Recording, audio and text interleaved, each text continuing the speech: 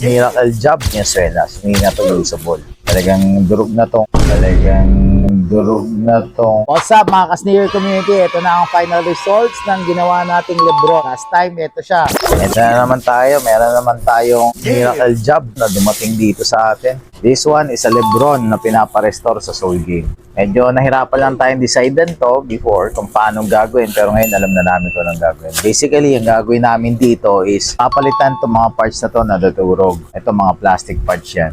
Ang major issue niyan, syempre yung swelas. Yung swelas, hindi na to usable. Talagang durog na to air bubble niya. Tapos durog na rin to plastic na blue na nakapaligid sa kanya. So, papalitan na rin namin to ng slice foam. Yung slice foam, ganito itsura niya. No? Basically, ito na yung parang sample. Sample lang to, hindi ganito yung tatapal lang. Siyempre, yung poporma pa natin na maayos yun. So ito, papalitan natin ng ganyan. Tapos meron tayong pang balot na plastic na blue para magmukha air bubble yan dyan. Dito naman sa ilalim, gagawin natin, papalitan namin to ng gum sole. Yun to yung gum sole na yung pinapalit natin. Siyempre, hindi rin basta itatapa lang namin yan dyan. Iuhulma namin yan dito kung paano ang korte nito, yung Lebron na to. Okay, pag ganun yan. So dito, gum sole, dito gagawin namin itim kasi yun yung pinakamalapit na color niya.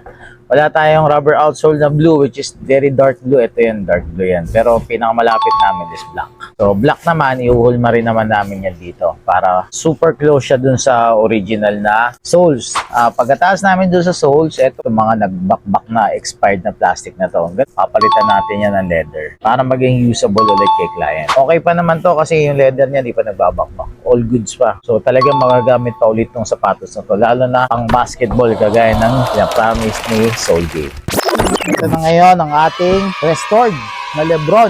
Pinalitan natin dito, unang-una ay yung kanyang outsoles. Pinalitan natin ito ng rubber outsole tsaka ng gum sole. So, ginaya natin yung pattern ng una. At the same time, pinalitan din natin yung air bubble niya ng slice foam.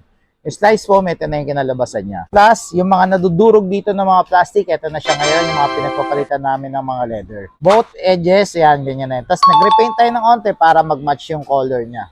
At the same time, ganun din yan sa kabilang shoes. Ito yung mga ginawa namin ng mga soles kasi wala na tayong mabibiling ganito. Kaya ginawa na lang namin ng paraan yan dito sa Soul Game.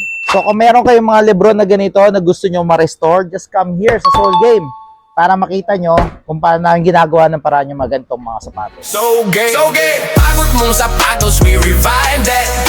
Lahat mo mapiga